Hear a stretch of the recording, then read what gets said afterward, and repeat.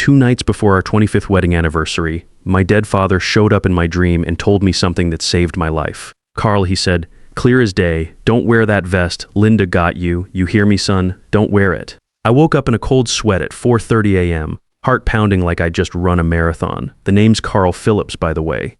I'm 58, been married to Linda for almost 25 years, and up until that dream, I thought I had the perfect life. See, I'd been an electrical engineer for 30 years before taking early retirement last year. Started right out of college at 28, spent most of my career troubleshooting power grid problems for the state utility company. When you've been solving electrical mysteries for 3 decades, you get pretty good at spotting when something doesn't add up. But I never thought I'd need those skills to save my own life. Linda was still sleeping beside me, peaceful as you please. She'd been excited about our anniversary party all week, maybe more excited than I'd seen her about anything in years. We were having it at the Riverside Country Club, about 50 people coming to celebrate. She'd even bought me a brand new vest to wear with my charcoal suit. Said she wanted me to look distinguished for the occasion, like some kind of gentleman from the old days. That vest. The one my father warned me about. I got up, careful not to wake her, and padded to the kitchen in my bare feet. The house was quiet except for the hum of the refrigerator and the tick of that old grandfather clock Linda's mother had given us. I made coffee the way I always did, 2 scoops in the filter, and tried to shake off the dream while I waited for it to brew. But Dad's voice kept echoing in my head. He'd been gone for 3 years now, died of a massive heart attack while mowing his lawn on a Saturday morning. Found him there in the backyard, still gripping the mower handle. But in that dream, he looked exactly like he did when he was alive, wearing that old Cardinals baseball cap he never took off and the gray work shirt he'd worn to the plant for 40 years. "This is crazy," I muttered to myself, stirring sugar into my coffee. It was just a dream. Dad's been dead for 3 years. But here's the thing about being an engineer for 30 years, you learn to trust your instincts when something feels wrong. And something definitely felt wrong. Not just the dream, but other things I'd been noticing lately. Little things that didn't quite add up. Like how Linda had been getting phone calls at odd hours, calls she'd taken the other room with the door closed. Or how she'd been more irritable lately, snapping at me over little things that never bothered her before. She blamed it on stress from the salon, said business was tough, but the parking lot always looked full when I drove by. Over breakfast, Linda was chattering about the party arrangements, more animated than I'd seen her in months. "The caterers will be there at 5, she said, scrolling through her phone while she ate her toast. "And I confirmed the band. You remember Tommy Wilson from high school? His group is playing. Oh, and make sure you wear that vest I got you. I want you to look perfect." There it was again. The insistence about the vest. I'd noticed she'd been bringing it up a lot over the past week. Not just mentioning it, but really emphasizing it, like it was the most important part of the whole evening. "Actually," I said, cutting into my scrambled eggs, "I was thinking about wearing my navy blue suit instead. The one we bought for Sarah's wedding last year." Linda's fork stopped halfway to her mouth. For just a second, maybe 2, I saw something flash in her eyes. It wasn't disappointment, it was panic. Then she smiled again, but it looked forced, like she was putting on a mask. "Carl, honey, I spent good money on that vest. It's tailored specifically for you. You have to wear it." "Have to?" I raised an eyebrow. "That's a strong way to put it, Linda. It's not like we're going to the White House." She laughed, but it sounded hollow, nervous. "You know what I mean. I just want everything to be perfect for our special day. 25 years, Carl. It's a milestone. I want people to see what a distinguished husband I have." After breakfast, she left for her nail salon like she did every weekday. Linda had built Elegance Nails up from nothing over the past 10 years, starting with just 2 chairs in a strip mall and growing it into a popular spot with 8 stations and a steady clientele. I'd always been proud of her success, how she'd taken a small idea and made it work through pure determination. Or at least I thought I was proud. Looking back now, I realized there were things about the business I didn't really understand. Like how she always handled the books herself, never letting me see the monthly statements. Or how she'd get defensive when I asked simple questions about revenue or expenses. Once she was gone, I went to our bedroom closet and stared at that vest. It was hanging there next to my suits, still in the clear plastic garment bag from the tailor shop. It was beautiful. I'll give her that. Deep charcoal gray with subtle pinstripes, expensive fabric that felt smooth under your fingers, perfect tailoring. The kind of vest you'd see in a men's magazine or on some actor at a fancy awards show. But Dad's warning kept nagging at me like a splinter under my skin. I'm a logical man, always have been. I believe in facts, measurements, things you can test and verify. I don't believe in supernatural nonsense, ghost stories, or messages from beyond the grave. But my father had never steered me wrong when he was alive, so why start doubting him now? I took the vest down from the hanger and examined it carefully.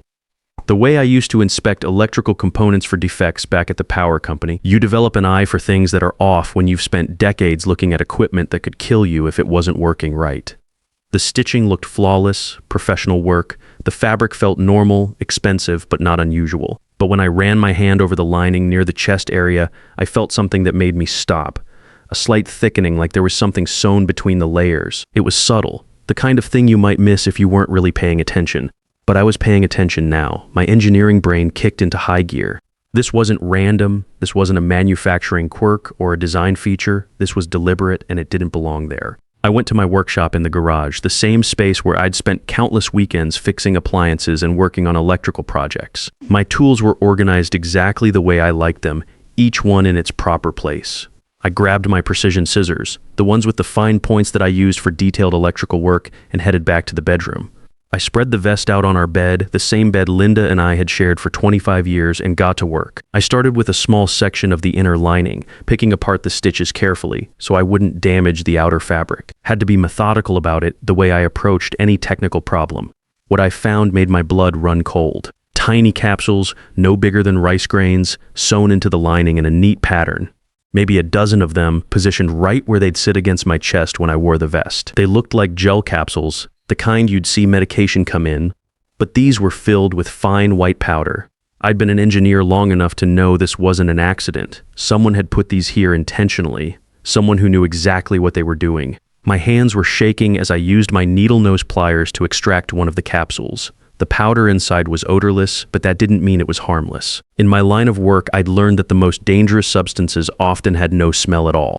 Electrical fires don't always announce themselves with smoke before they kill you. I sat on the edge of our bed, holding that tiny capsule between my fingers, and felt my world start to crumble. Linda, my wife of 25 years, the mother of our son Danny, the woman who'd made me coffee every morning for a quarter century, had tried to poison me. But why?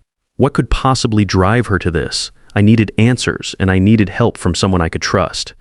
Someone with the right connections and the authority to handle this properly. I called my old friend Mike Torres, who'd become a detective with the county sheriff's office after we graduated high school together. Mike and I had played baseball together, double-dated to prom, been each other's best man. If I couldn't trust him, I couldn't trust anyone. Mike, it's Carl Phillips. I need to see you right away. Something's happened. Carl, his voice sharpened immediately. You sound terrible, man. What's wrong? I can't explain over the phone. Can you meet me somewhere? Somewhere private? Sure. How about Mel's Diner on Route 9? I can be there in an hour. An hour later, we sat across from each other in a red vinyl booth at Mel's Diner, the same place we used to hang out after baseball practice in high school. The afternoon crowd was thin, a few truckers, an elderly couple sharing pie, a waitress who looked like she'd been working there since we were kids. I showed him the vest and the capsule I'd extracted, spreading everything out on the table between our coffee cups. Mike's face went grim as he examined the evidence. He'd seen enough in his 15 years as a detective to know trouble when he saw it. Carl, this looks like a contact poison delivery system. The capsules would break down from body heat and sweat, releasing whatever's inside directly onto your skin through the fabric. You mean if I'd worn this vest? You'd probably be dead within a few hours, maybe during the party itself, which would make it look like a heart attack from all the excitement and stress. He looked up at me, and I could see the concern in his eyes. Who gave this to you? I stared at the vest lying on the table between us. The words were hard to get out. Mike, Linda bought this for me. She's been insisting I wear it to our anniversary party tomorrow night. He was quiet for a long moment, processing what that meant. We'd all grown up together in this town. He'd known Linda almost as long as I had danced at our wedding, had watched our marriage grow over the years. Carl, I need to ask you something, and I want you to think carefully before you answer. Has Linda taken out any life insurance on you recently? The question hit me like a punch to the gut. My mouth went dry. Yeah, I said slowly, the memory coming back with horrible clarity, about 6 months ago. She said it was important for our financial security, especially with me retiring early. A $500,000 policy through her insurance agent. Mike nodded grimly, like a piece of a puzzle had just clicked into place. And has she been having any financial problems you know about? Business troubles? Unusual expenses? Not that I'm aware of. She says the salon's been doing well, But even as I said it, I remembered things that hadn't made sense at the time. Bank statements that disappeared before I could look at them. Her mood swings when certain bills arrived in the mail. Those late-night phone calls she'd take in another room. Mike, what do I do? First, we get this powder tested. I know someone who can run it through the lab quietly, get us results fast. Mike leaned back in the booth, his detective instincts taking over. Then, if it's what I think it is, we need to set a trap. A trap. You go to that anniversary party tomorrow night, Carl, but not wearing this vest. We'll be there watching. When Linda realizes you're not wearing it, she might panic, maybe even give herself away. The next 24 hours were the longest of my life. I went home and tried to act normal, but everything felt different. Every smile from Linda felt fake. Every casual touch made my skin crawl. She kept bringing up the vest, asking if I'd tried it on again, reminding me how important it was that I wear it. You did get it clean, didn't you? She asked that evening over dinner. I want it to look perfect. Yeah, it's all ready. I lied, cutting my steak into smaller pieces than I needed. My appetite was gone, but I had to keep up appearances. She seemed satisfied with that answer, but I noticed she barely touched her own food. She kept checking her phone, getting up to take calls in the other room. Each time she came back, she looked more anxious. Mike called me late that night while Linda was in the shower. Carl, the lab results came back. That powder is a concentrated contact poison. Would have killed you within 2 to 3 hours of exposure, depending on how much you sweat. My knees went weak. I had to sit down on the kitchen stool. Jesus, Mike, there's more. I did some checking into Linda's finances. She's got gambling debts. Carl, big ones, about $400,000 to some very unforgiving people. $400,000? I couldn't wrap my head around that number. How is that even possible? Online gambling, high-stakes poker games, some bad real estate investments she made without telling you.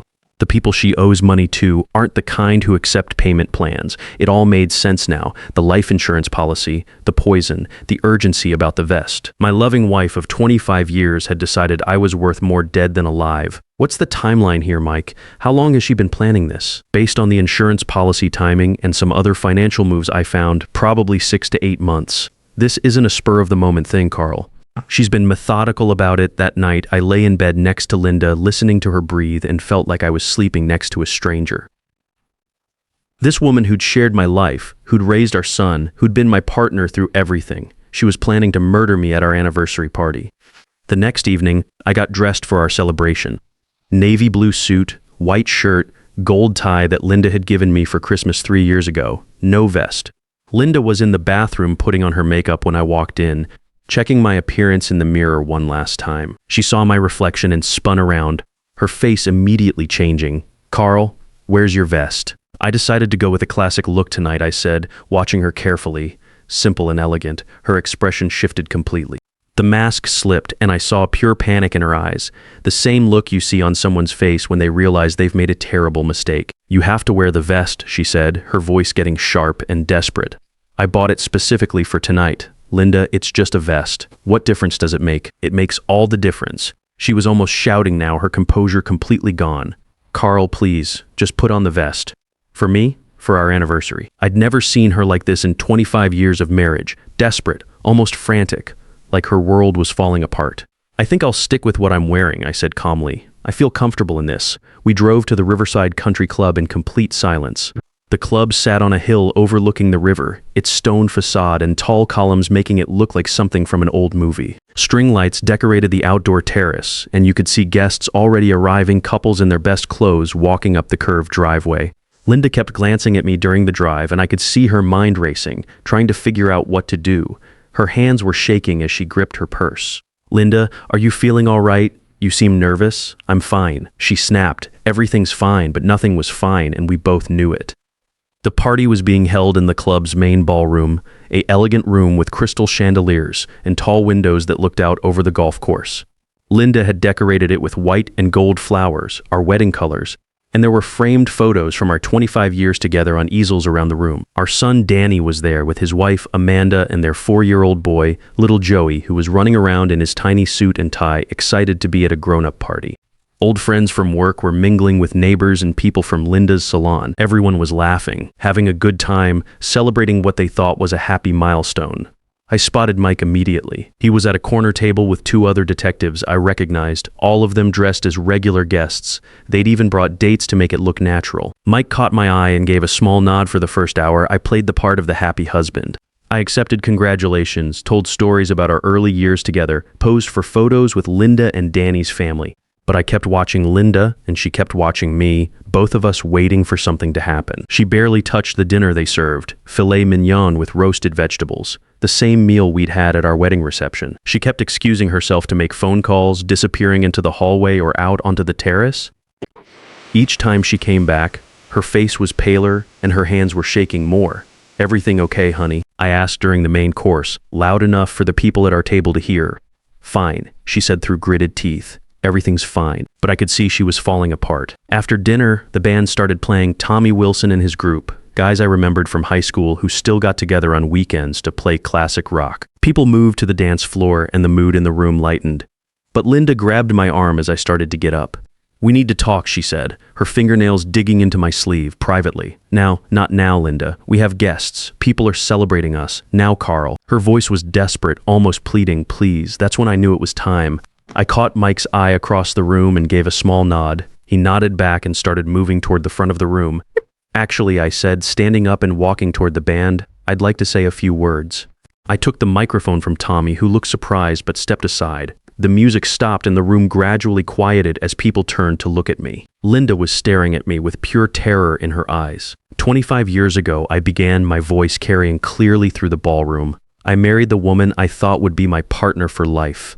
I trusted her completely. I shared everything with her, my hopes, my dreams, my bank accounts. A few people chuckled at that last part, thinking it was just typical husband humor. But sometimes I continued, the people we trust most are the ones who betray us in ways we never imagined possible.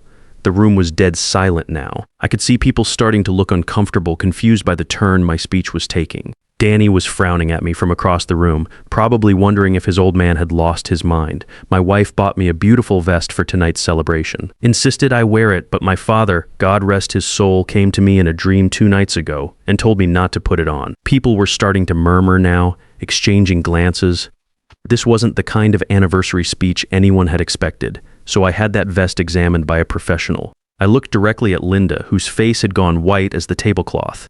Turns out it was filled with enough contact poison to kill me within hours. My loving wife of 25 years tried to murder me for the insurance money. The room erupted. People gasping, someone screaming, chairs scraping as everyone turned to stare at Linda. She tried to run, pushing back from our table and heading for the door, but Mike and his partners were already moving. They had her in handcuffs before she reached the ballroom entrance. "Linda Phillips," Mike said in his official detective voice, loud enough for everyone to hear, "you're under arrest for attempted murder and conspiracy to commit fraud." She looked back at me as they led her away, tears streaming down her face. "Carl," she screamed, "I'm sorry. I didn't want to do it. They were going to kill me if I didn't pay. I didn't have a choice, but I felt nothing. No pity, no anger, just a strange emptiness where 25 years of love and trust used to be." The party ended pretty quickly after that, as you can imagine.